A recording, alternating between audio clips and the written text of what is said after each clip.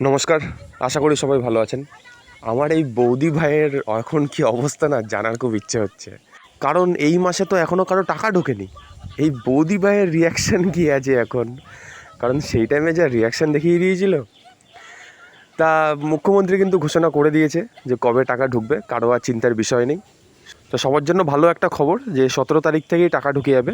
এবার মেন হচ্ছে যাদের এখনও ভেরিফিকেশান কমপ্লিট হয়নি, প্রসেস দেখাচ্ছে, এখনও ভেরিফিকেশান চলছে। দেখুন, এটা কিন্তু সম্পূর্ণ নিচের যে কর্মীগুলো আছে তাদের ফল্ট।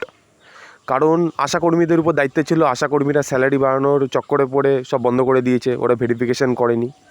যারা অফিসে ছিল, অফিসে যারা ডেট এন্ট্রি করছিল, যারা অফিসের মধ্যে, তাদের প্রচুর কিন্তু দায়িত্ব পড়ে গেছে। তাদের অফিসের কাজ সামলাতে হচ্ছে, তাদের ডেটা এন্ট্রি করতে হচ্ছে, তাদের অনলাইন ভেরিফিকেশানের ওই প্রসেসগুলো করতে হচ্ছে, ফর্ম পড়ে আছে সেগুলো ফিল আপ করতে হচ্ছে। তা আশা করা যাচ্ছে সবারই হয়তো হয়ে যাবে। এখন হচ্ছে সময়ের অপেক্ষা শুধু।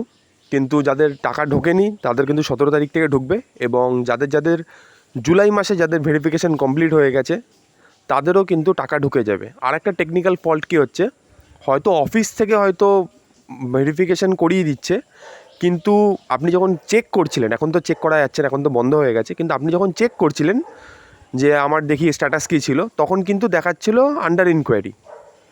অফিস থেকে হয়তো ভেরিফাই করিয়ে দিচ্ছে, কিন্তু আপনাকে দেখাচ্ছে আন্ডার ইনকোয়ারি। এ একটা কিন্তু টেকনিক্যাল একটা ফল্ট দেখা দিয়েছে, কারণ অনেকজন গেছিলো অফিসে গিয়ে বলেছে যে আমারটা একটু চেক করে দিন, তখন অফিস থেকে বলছে হ্যাঁ হ্যাঁ আপনারটা তো হয়ে গেছে। কিন্তু যখন বাড়িতে এসে যখন চেক করছে তখন দেখছে আন্ডার আন্ডার ইনকোয়ারি দেখাচ্ছে। তো এরকমও কিন্তু অনেকজনের সাথে হয়েছে। তো যাই হোক, আমি বেশি আর কথা বলবো না, মুখ্যমন্ত্রী কী বলছে নিজেই শুনে নিন। 17 তারিখ থেকে অ্যাকাউন্টে টাকা ট্রান্সফার হবে। আর এটা কেবলমাত্র এই মাসে হয়ে যাবে, পরের মাসে থেকে বিজেপি সরকার যতদিন থাকবে প্রত্যেক মাসে দ্বিতীয় সপ্তাহে টাকা ট্রান্সফার হয়ে যাবে। আমরা এই মাসের 17ই আগস্ট থেকে আমরা 3,000 টাকা করে ভেরিফাইড লোকেদেরকে, মহিলাদেরকে অ্যাকাউন্টে পাঠাবো। 17 তারিখ থেকে অ্যাকাউন্টে অর্থ যাবে, সরকারি টাকা, নিয়ম মেনে দেওয়া হবে, বিজেপির সংকল্পপত্র মেনে দেওয়া হবে। 17ই আগস্ট থেকে 10ই জুলাই পর্যন্ত যারা আবেদন করেছেন তাদের ভেরিফিকেশন কমপ্লিট করা যাবে। 11 থেকে 31শে জুলাই ভেরিফিকেশনের জন্য আরো সময় লাগবে। যারা যারা রিল বানাচ্ছেন, রিল করছেন, খুব নজর রাখছে। যারা মিথ্যা তথ্য দিচ্ছেন তাদেরকে চিহ্নিত করে রাখছি। মিথ্যা তথ্য যারা দিচ্ছেন তাদের বিরুদ্ধেও আইনগত ব্যবস্থা হবে। কিন্তু আমি দেখছি রিলগুলোকে পোস্ট যারা করছেন তারা কেউ বিজেপিকে ভোট দেননি। আমি বিখ্যাত করব, দুটো নাম বলে দেবো। আমি পাই নূর আলম, আপনি ভোট দেননি বিজেপিকে, আমি জানি আপনি কোনোদিন বিজেপিকে ভোট দেবেন না। মেহবুব, আপনি মেয়েদের কাছ থেকে ভিডিও করাচ্ছেন, করে পোস্ট করে রিল করছেন, আপনি ভাবছেন এতে কিছু হবে না। এখানে বিজেপি 100 বছর থাকবে, 100 বছর থাকবে বিজেপি, যে কাজ করে দিয়ে যাবে। এখানে এই লোকেদের আর ফেরত আসার কোনো চান্স নেই। তো ফলতা দেখেছেন, এরপরে রেজিনগর আর নন্দীগ্রাম দেখতে পাবেন, তারপরে কলকাতা হাওড়া কর্পোরেশন দেখতে পাবেন। শুধু দেখতে থাকুন। আর যারা এইসব করছেন আমি প্রত্যেকটা লোককে চিহ্নিত করে রেখেছি। আপনারা বিজেপিকে ভোট দেননি, 2,92,00,000 ভোটের মধ্যে নেই নূর আলম ভাই। আপনি কোথায় ভোট দেন আমি জানি, কোথায় দিবেন ভবিষ্যতে সেটাও আমি জানি। আর আপনার ভোটের উপর নির্ভর করে আমি রাজনীতি করি না, আমরা রাজনীতি করি না। নিশ্চিন্তে থাকুন। সমস্ত দিদি মহিলাদের মুখে হাসি ফোটানোর কাজ আমরা করব। বারুইপুরে দেখেছেন, অন্নপূর্ণা যোজনাতেও দেখবেন। বিড়লা তারামণ্ডলের সামনে যারা নাচছিল, ওই তারা তো ফলটাই দেখতে পাইনি আমি তাদেরকে। যারা আবেদন বাড়ি থেকে বেরোতে বলুন, বাড়ি থেকে বসে ফেসবুক লাইভ করলে হয়। জুন মাস থেকে 31শে জুলাই পর্যন্ত ফর্মে অনলাইন অফলাইনে আবেদন নেওয়া হয়েছে। অফলাইনে যাদের আবেদন নেওয়া হয়েছে তাদেরকে পোর্টালে আপলোড করার কাজ হচ্ছে। ভেরিফিকেশন করা হয়েছে। প্রথম যেহেতু আমরা জুনে লঞ্চিং করব বলেছিলাম, 28 লক্ষ লোককে এখান থেকে দিয়েছিলাম। নেতাজি ইন্ডোর স্টেডিয়াম থেকে আমরা অ্যাপ্রক্স 1,19,00,000 মতো লোককে দিয়েছিলাম। তারপরেও আমরা আবেদন নিয়েছি 31শে জুলাই পর্যন্ত। 2,16,00,000 মোট আবেদন করেছেন। এই আবেদনকারীদের প্রত্যেকটা ভেরিফিকেশন করার কাজ চলছে। ভেরিফিকেশন প্রায় শেষ পর্যায়ে এসে গেছে। আজকে আমি ডিটেলসে বলবো না। 10 তারিখে আমি এবং সংশ্লিষ্ট মন্ত্রী মালতী রাভা রায় ডিটেলসে প্রেস কনফারেন্স করব। সেপ্টেম্বর 2021 1,52,62,588 জনকে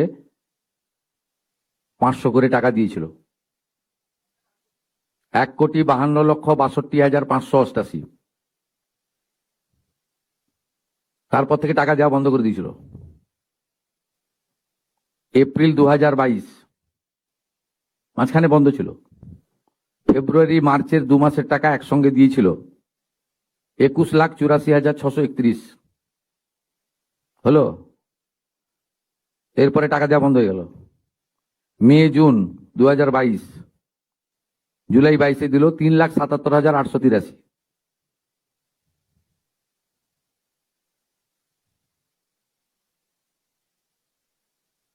এসব হিসাব আমাদের সামনে আছে, আমরা এসব কাজ করি না। আপনাদের খুব পরিষ্কার বলি, সরকারি টাকা আমাদের কমিটমেন্ট ছিল, কমিটমেন্ট আছে, কমিটমেন্ট থাকবে। ট্রাইব্যুনাল অ্যাপ্লাই করলে পাবে, ট্রাইব্যুনাল অ্যাপ্লাই করেনি। 27 লক্ষ লোক অ্যাডজুডিকেট হয়েছিল, 7 লাখ অ্যাপ্লাই করেছে, 20 লাখ অ্যাপ্লাই করেনি।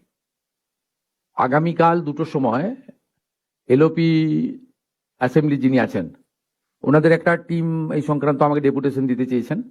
আমি তো আগের মুখ্যমন্ত্রীর মতো নয় যে এমএলএ এমপি আসে সচিবালয়ে দেখা করি। ওদের কালকে আমি 10 জনের একটা টিমকে আমি ইনভাইট করেছি, ওরা কি বলে শুনি। আমি তো ডাটা সবার সামনে রেখেছি। আমার ইস্যু নয়, ইস্যুটা হচ্ছে ট্রাইব্যুনাল কোর্টের ইস্যু।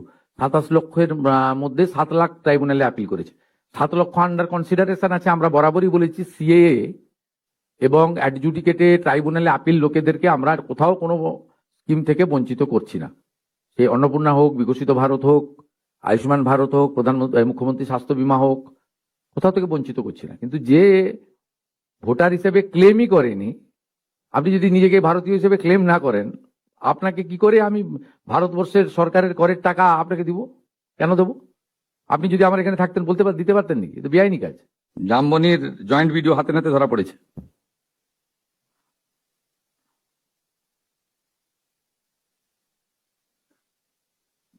কোন সরকারি অফিসে, কোথাও পঞ্চায়েত অফিসে, পুরসভাতে টাকা দিয়ে আর কিছু কাজ হবে না।